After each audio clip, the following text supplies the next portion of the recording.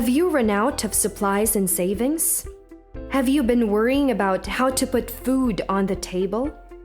Have you been dreading the time when you will have to pay all the bills that have been piling up? Then look beyond what you have and instead look at the one in whom nothing is impossible. He is able to create something out of nothing. What is more, He feeds the birds of the air and clothes the grass of the field.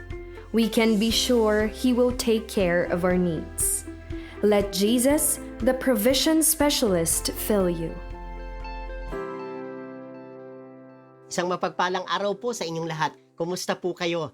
Tayo po ay darako na sa ika-4 na hakbang palapit sa puso ng ating Panginoong Jesus, the Specialist.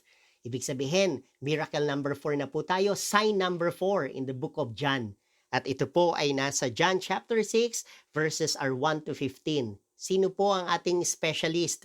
Ang Panginoong Jesus pagdating sa John 6. Ito po ay Jesus, the provision specialist. Yan po ang ating pag-uusapan. Provision specialist. Yan po ang ating Panginoong Jesus. Babasahin po natin ang John 6, 1 to 15. Dire-diretso ko na pong babasahin ito ha. Pakitingnan nyo po sa inyong Bible. Jesus feeds the 5,000. Sometime after this, Jesus crossed to the far shore of the Sea of Galilee, that is the Sea of Tiberias. And a great crowd of people followed him because they saw the signs he had performed by healing the sick. Then Jesus went up on a mountainside and sat down with his disciples. The Jewish Passover festival was near. When Jesus looked up and saw a great crowd coming toward him, he said to Philip, "Where shall we buy bread for these people to eat?" He asked this only to test him, for he already had in mind what he was going to do. Philip answered him, "It would take more than half a year's wages to buy enough bread for each one to have a bite." Another of his disciples, Andrew, Simon Peter's brother, spoke up, "Here is a boy with 5 barley loaves and 2 small fish, but how far will they go among so many?" Jesus said, "Have the people sit down." Okay, there was plenty of grass in that place, and they sat down. About 5,000 men were there. Jesus then took the loaves, gave thanks, and distributed to those who were seated as much as they wanted. He did the same with the fish. When they had all had enough to eat, he said to his disciples, "Gather the pieces that are left over, let nothing be wasted." So they gathered them and filled 12 baskets with the pieces of the 5 barley loaves left over by those who had eaten. After the people saw the sign Jesus performed, they began to say, "Surely this is the prophet who is to come into the world."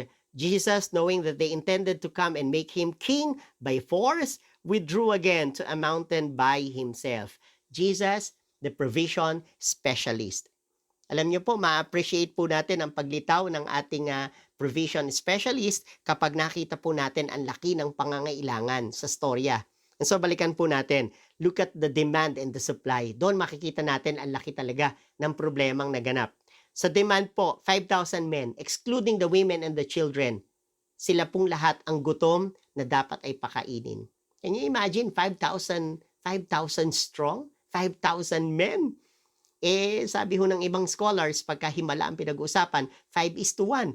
5 babae ang pupunta, isang lalaki. Kung 5,000 men, di most probably 25,000 women, hindi man po eksakto. Pero ang point lang po natin, napakaraming dapat pakainin.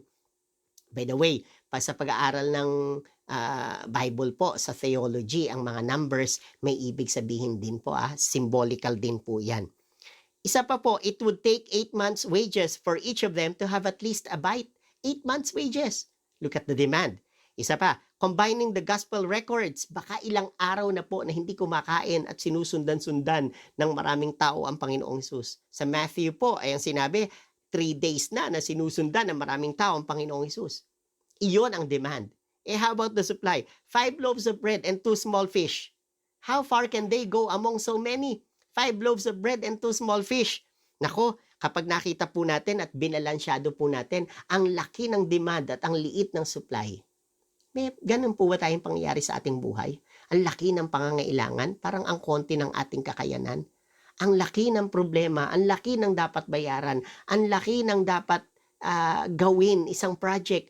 napakalaki ng calling, etc. Pero pakiramdam po natin, ang liit lang ng ating kakayanan. Doon po sa mga eksaktong pangyayari na yon, lalabas, mag-a-appear ang ating the provision specialist, our Lord Jesus Christ. Bakit po? Ang salitang provision, galing po iyan sa dalawang salita, pro, tsaka po video. Ang pro, before, video, to see. So provision is to see beforehand. Kaya sa verse 5, sinabi po he asked this only to test him, to test Philip, for he already had in mind what he was going to do. Minsan, he allows us to go through difficult situations in life to test us. Pero alam na niya ang dapat niyang gawin para lumutang ang kapangyarihan niya ng pagkakaloob, provision. Look at the approach. Jesus said, have the people sit down. Nagkakagulo po ang tao Naku, baka pagdating sa pagkain, nagkakagulo ang mga tao. At kapag nagkakagulo, hindi na nakikita ang lugar. Hindi na na-appreciate kung nasaan siya. Di ba ganyan din Pag nagkakagulo sa pamilya, hindi na na-appreciate ang ganda ng pamilya. Nagkakagulo, hindi na na-appreciate, maganda pala bahay. Nagkakagulo, hindi na-appreciate, ang dami palang blessings. Dito nagkakagulo. Nung umupo sila, there was plenty of grass in that place. Doon nila na-realize na ang ganda palang lugar para sa picnic, so to speak. Ganyan Kaya nga daw yung listen at silent, pare-parehas lang ang letters. The best time for us to listen is when we are in the silent mode. Napakagandang kapahayagan. Jesus then took the loaves, gave thanks, and distributed. Took the loaves, gave thanks, and distributed. Tingnan nyo naman po ang approach ng Panginoon. Hindi parang Old Testament na nagkaroon ng manna from heaven. This time, pinaupo. Dalawa po ang aking gustong bigyan ng interpretation doon. Una, pwedeng dumami po ang fish at ang bread. Yun ang ating pinapaniwalaan. Yung iba naman sabi, ang dumami ay yung puso ng mga tao dahil may mga dala naman silang mga tinapay at isda. Pero ayaw nilang i-share. So nagkaroon daw ng miracle in human perfection. Pero one resounding truth, yun ang gusto kong bigyan ng diin. Ang pagpapala po, pag napunta sa kamay ng ganid, ng ayaw ng magpala, ang blessing stops right there. Pero kung ang pagpapala napunta sa kamay ng mabuting tao at ipinasa, ang pagpapala ay bumabalong at hindi natatapos. Doon nagkaroon ng miracle po ng pagdami ng isda at ng tinapay. Look at the approach. Jesus took the loaves, gave thanks, and distributed to those who were seated as much as they wanted. He did the same with the fish. Nagpasapasahan po sila. Yun ang maganda. May mga insights pa po Sa verse 12, when they had all had enough to eat, he said to his disciples, gather the pieces that are left over, let nothing be wasted. Naalala ko po si Ate Dory Villanueva, sa kanya ko unang nadinig to Ang sabi niya, nung sinabi daw ni Jesus na let nothing be wasted, ayaw ni Jesus na apak-apakan ang mga leftovers. Ibig sabihin, God is attentive even to the most small thing in this world. Kahit pakiramdam mo, tira-tira ka, God is attentive to you. Idagdag po natin, 12 baskets. Ilan po ang disciples? 12. Ibig sabihin, nagkaroon po sila ng take-out. Ang ibig sabihin, hindi lang tama na nabusog tayong lahat. Magdala kayo. Punuin ninyo ang inyong mga baskets. At lahat ng gutom na makikita nyo sa daan, pakainin ninyo rin. Kita nyo, ang itinuturo ng provision specialist ay magkaloob din sa ating kapwang nangangailangan. Ano po ang ating conclusion? Si Jesus po ay provider ng ng tinapay? Yes, definitely. Pero hindi lang po iyon ang kabuuan. Ang sabi sa John 6:35, I am the bread of life. He who comes to me will never be hungry, and he who believes in me will never be thirsty. Ano po ang aking point? Ang atin the specialist, the provision specialist, kayang i-provide ang lahat ng pangangailangan physically, pero ang mga bagay na tayo ay gutom, na tayo ay parang lacking, pakiramdam natin wala tayo, spiritually speaking, siya pa rin po ang ating sustenance. Bilang provision specialist, anumang pong uri na tayo ay nangangailangan, anumang uri ng pangangailangan, mag-a-appear ang ating provision specialist sa punto ng napakalaki ng ating pangangailangan. Nasa pinakamagandang lugar ka para pakitaan ng Panginoon ng kanyang kapangyarihang mag-provide.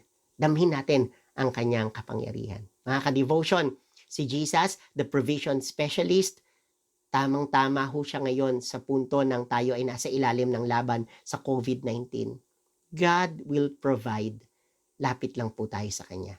Iniiwanan ko po kayo ng isang taus-pusong panalangin. May every moment of our lives bring us closer to Jesus, that we may live every second of it for Jesus. God bless you, and I'll see you around. Thank you so much for listening to the Jesus is Lord Church Worldwide podcast. Please subscribe to this podcast so you won't miss a single episode. To know more about the JIL ministry, please visit jilworldwide.org. Until next time, God greatly bless you.